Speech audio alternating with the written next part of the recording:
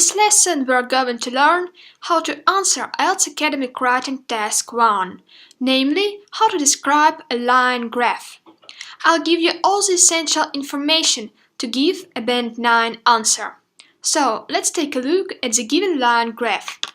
What it says. The line graph below shows the household recycling rates in 3 different countries between 2005 and 2015. So, you are always given a description of your graph in your topic. This information is very important as it helps you to understand what's going on your graph. So, read the topic carefully. Now, we can take a closer look at the graph. Down the vertical axis, we have the percentages, and along the horizontal axis, we have the years. We can also see that we have 3 countries, the UK in blue, France in red, and Germany in green. So that's our line graph. Now let's see how you should structure your answer. Here is the standard structure that you should follow to give a Band 9 answer. It consists of introduction and body paragraphs. You should never write a conclusion when describing a graph.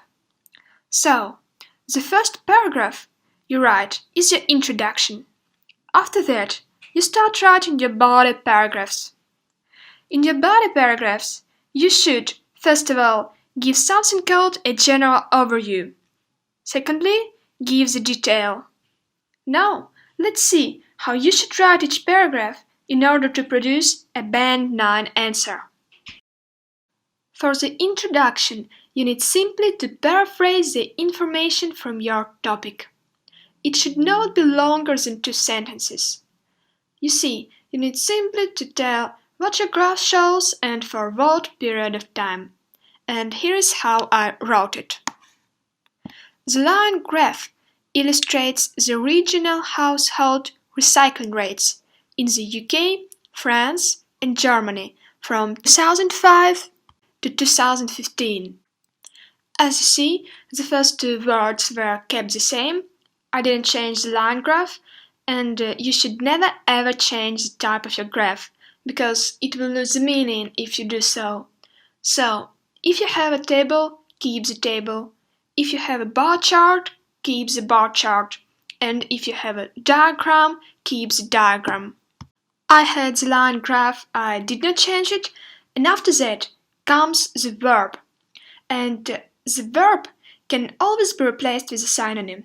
So it's a very good idea to paraphrase the verb. So, instead of shows, you can use illustrates and gives information about. There are also other synonyms, but it's enough to remember these 3 for your introduction.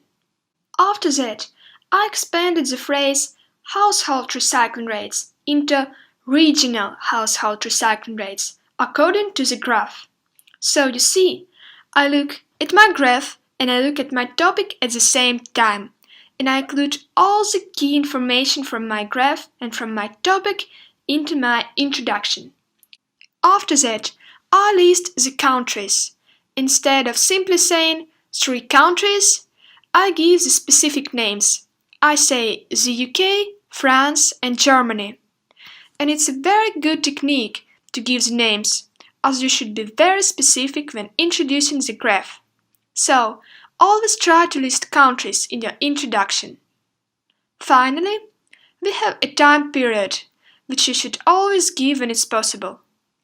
So, I changed the phrase between 2005 and 2015 to from 2005 to 2015. So, that's all with our introduction. It's absolutely clear, it's absolutely accurate. So anyone who reads it without seeing our graph will have a clear understanding of what our graph shows, for what countries, and for what period of time. To learn more ways of effective paraphrase for your introduction, you can see the link above. Now let's move on to the next paragraph. After you have written the introduction, it's time to write an overview.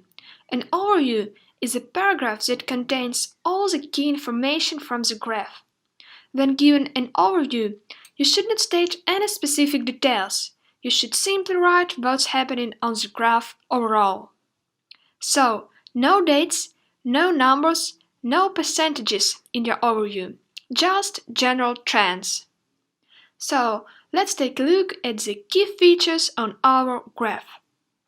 It's easy to note that the UK and Germany's rates went up, while France's rates went down. So that's our two key features. You should normally have from 2 to 4 key features. And here's how I wrote my overview. The recycling rates of the UK and Germany showed a steady but significant rise over the period, while the percentage of recycled waste in France experienced a downward trend. As you see, I'm just saying that the recycling rates of the UK and Germany rose, and that the recycling rates of France declined. Note how I use the linking word while to contrast the opposite trends. It's a very nice technique. Also note how I used a synonym to avoid repetition. The first time I said the recycling rates, and after that I said the percentage of recycled waste, and it's a very good paraphrase. Next, instead of showed a significant rise, I could also use rose significantly or showed an upward trend. And instead of showed a downward trend, I could say declined, experienced a decrease, and so on. So that's all with our overview. After you have finished the general overview, you need to give the specific details. It's a good idea to divide your part of writing, where you give the details, into paragraphs. And to do that, you need to group your data by some feature.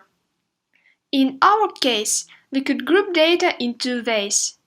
The first way is to group by country, so that we can describe each country's rates in a separate paragraph. I mean, we could describe the UK's rates in the first paragraph, France's rates in the second paragraph, and Germany's rates in the last paragraph. Or the second way is to group by similar trend, the same way as we did in our overview. The second option is more logical as it follows our overview, and I choose this option. So, I will describe the increasing trends in one paragraph and the decreasing trends in another paragraph. And here's my first paragraph with the details. I started by describing the data in the beginning of our time period. In 2005, the recycling rates of the UK and Germany were nearly 35% and 20% respectively.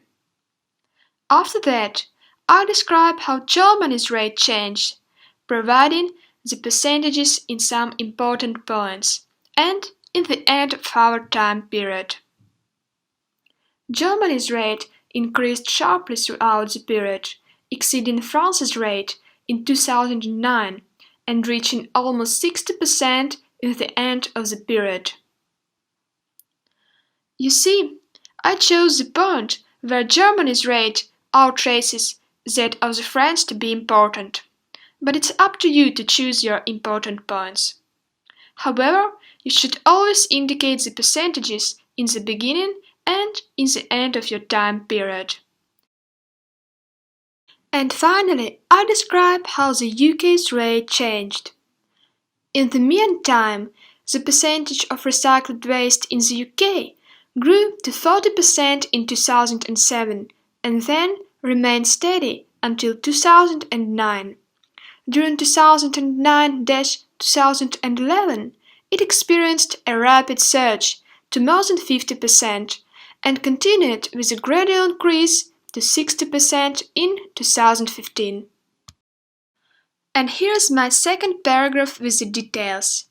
Again, I describe France's rate in the beginning of the period, in the end of the period, and in some important points. In early 2005, the recycling rate of France, 50%, was the highest among the three countries. However, it dramatically declined to 30% in 2013. Then, there was a growth of 10% in 2015, but France's recycling rate was the lowest in the end of the period. As you see, I use the superlatives and adjective dramatically to highlight the big change. Also, I always support my details with data. For example, a growth of 10%.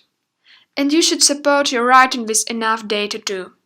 So, if you say that there was a change, don't forget to write the amount of change. So, write how big it was. And always write your task 1 answer in one tense. So, if you're describing something that happened in the past, you should write the whole description in past simple tense.